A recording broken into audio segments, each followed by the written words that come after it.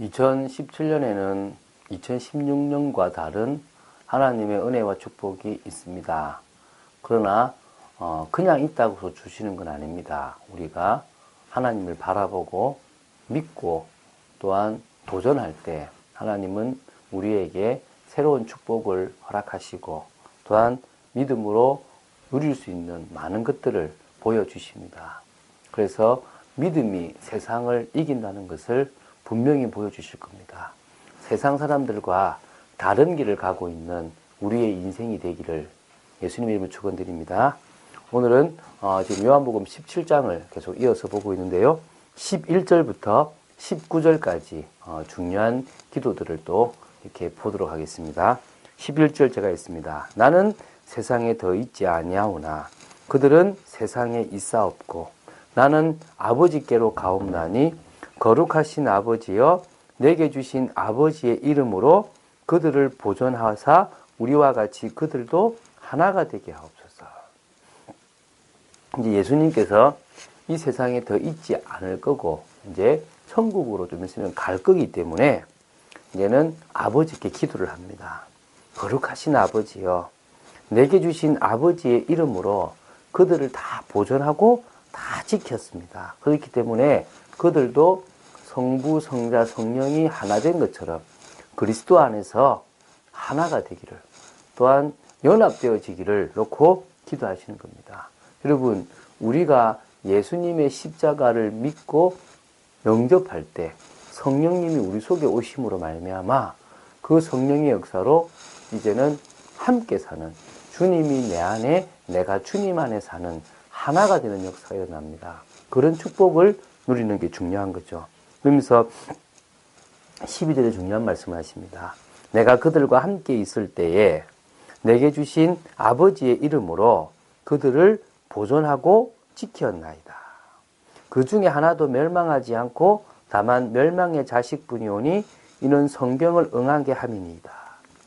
예수님께서 지켜야 될 사람, 하나님이 예수님께 보내준 사람은 한 사람도 멸망하지 않고 다 지켰다 그랬습니다. 다만 멸망의 자식들이 있다는 겁니다. 예정이란 거죠. 하나님이 아시고 정하셨다는 겁니다. 누구를요? 우리를.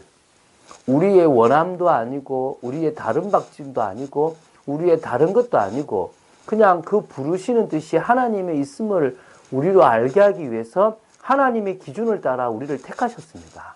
또 어떤 사람은 택하지 않으셨습니다. 예수님은 우리를 위해서 오셨습니다. 이런 말씀이 있습니다. 예수님이 모든 인류를 위해서 피를 흘리셨다. 십자가에서. 예수님은 구원받은 자만을 위해서 피를 흘리셨다. 의견이 분분할 수 있겠죠. 성경은 정확한 답을 줍니다. 오늘도 나오겠지만 예수님은 구원받을 자만을 위해서 피를 흘리셨습니다. 왜? 오늘 나오잖아요. 멸망하지 않을 자들은 내가 다 멸망시키지 않았다. 멸망의 자식들은 멸망할 거라고 했습니다.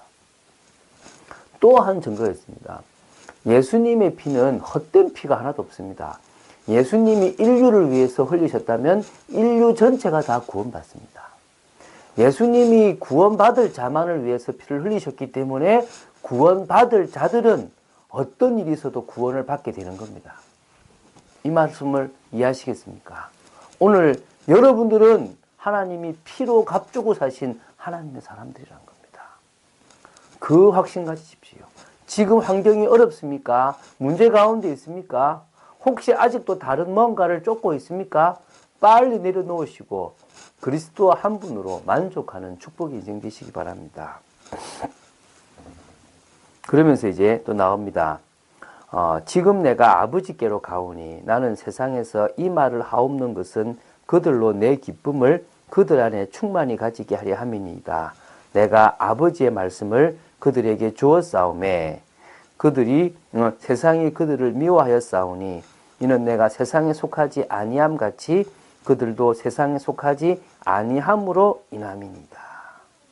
자, 지금 예수님이 올라가시고 또 이렇게 다 지켰다라는 그것 때문에 제자들은 이제 기쁨을 가지게 될 거란 겁니다. 이 말씀을 예수님이 하심으로 말미암아 나는 구원받았네.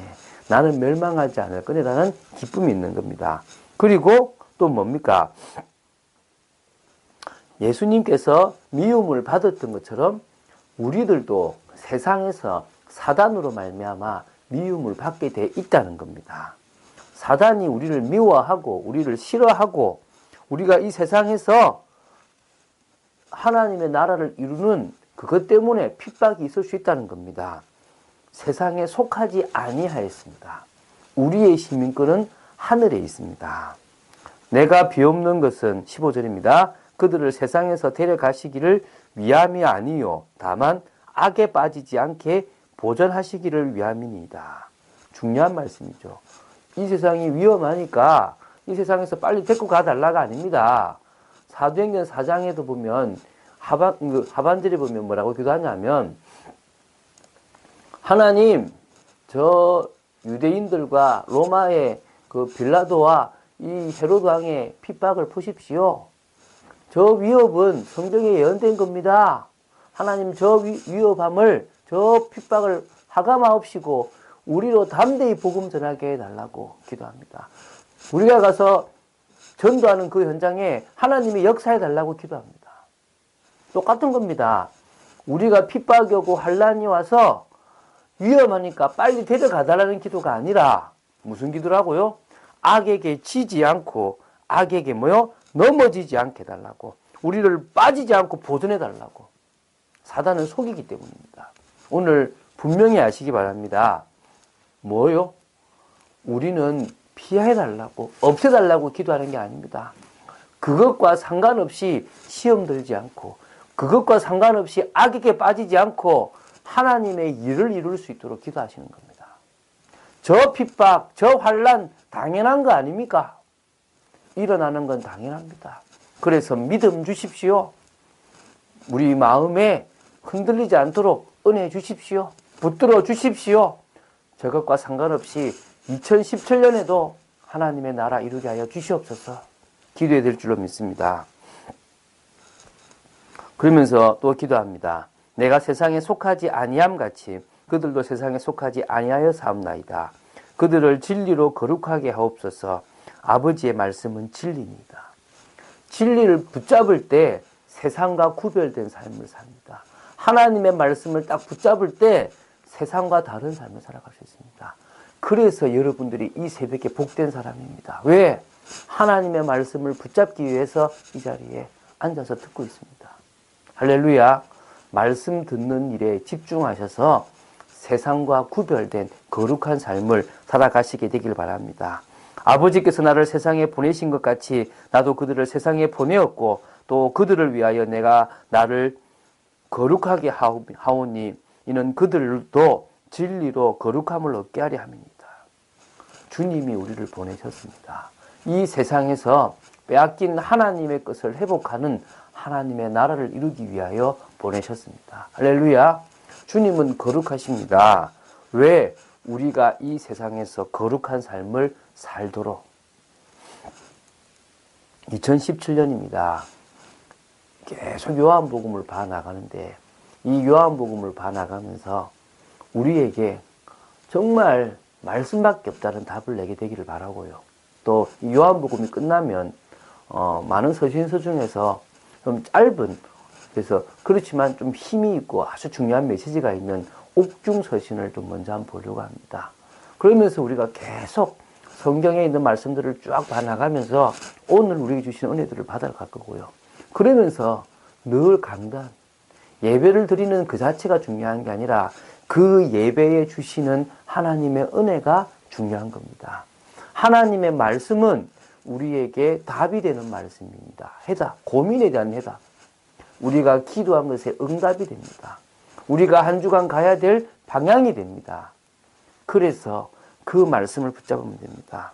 오늘 그리스도인이라고 인정받았던 안디옥 교회 제자들처럼 우리도 인정받으면 됩니다. 그들이 어떻게 인정받았느냐? 정말 핍박 속에서 복음으로 결론 나버렸어요. 상관없다. 그게 뭐냐? 아무 문제 없다. 나는 나의 길을 간다. 이렇게 돼버렸다니까요. 그러면서도요, 부족한 그들의 모습을 알고 말씀으로 1년 동안 완전 확립되어 버렸습니다. 여러분, 세상에서요, 성공하려고 유치원 때부터 배우고요. 초등학교, 중학교, 고등학교, 대학교까지 배우고 또 배웁니다. 그래가지고 뭐 들어가니 많이 얼마를 버니 많이 그럽니다. 그런데 희한한 건요. 신앙생활은 날로 먹으려고 그래요. 신앙생활에 대해서는 투자를 안 하는 겁니다. 성경을 일독도 안 해보고 성경의 기본 진리가 적혀 있는 책 한 권도 안 보고 주일에 그것도 한 20분 30분 되는 설교 하나 듣고 어떻게 하나님의 말씀을 붙잡고 살아가겠습니까? 오늘 여러분 말씀을 가까이 하시고 그 말씀으로 여러분이 확립되어서 각인과 뿌리와 체질을 바꾸는 응답이 있게 되기를 바랍니다. 그러면 하나님이 인정하시고 하나님이 역사하시게 되어 있습니다. 그래서요, 우리는요, 우리의 전심을 다하여 누구를 바라보면 되느냐? 그리스도를 바라보면 됩니다. 오직 주님을 바라보면 됩니다. 그럴 때요, 우리 속에 있는 근본 문제의 뿌리, 우리 속에 있는 오래된 문제의 모든 것도 다 바꿀 수가 있습니다. 그리고 하나님의 역사를 볼 수 있습니다. 이 세상을 살리기 위해서 하나님은 생명 걸 이유를 발견하기를 원하시고요. 또 사람을 살리는 분명한 내용들을 알기를 원하십니다. 그리고 세상적인 방법, 인본주의적인 방법이 아니라 하나님이 하시는 중요한 방법을 알기를 원하십니다. 전심으로 주님을 바라보면 이런 것들을 하나님이 알게 하시고 또 현장을 살리는 또 현장에서 하나님의 나라를 이룰 중요한 사람으로 우리를 세우실 것입니다. 큰 각오 좋습니다. 은혜 받겠다 좋습니다. 그러나 육신적으로 힘은 조금 빼시고 정말 주님을 바라보셔서 주님이 주시는 힘을 공급받는 축복의 여러분 되시기를 예수님의 이름으로 축원드립니다. 주는 그리스도시요 살아계신 하나님의 아들이심을 고백합니다. 말씀 따라가는 참된 비밀이 있도록 주장하시고 진정으로 주님의 기도를 통하여 우리를 위하여 하나 되기를 원하고 또 우리가 이 세상에서 거룩하기를 원하시는 그 삶을 살아가게 하여 주시고 그 기도에 응답이 있을 줄로 믿습니다. 주님만을 바라봅니다. 역사하여 주시옵소서. 주 예수 그리스도 이름으로 기도드립니다. 아멘.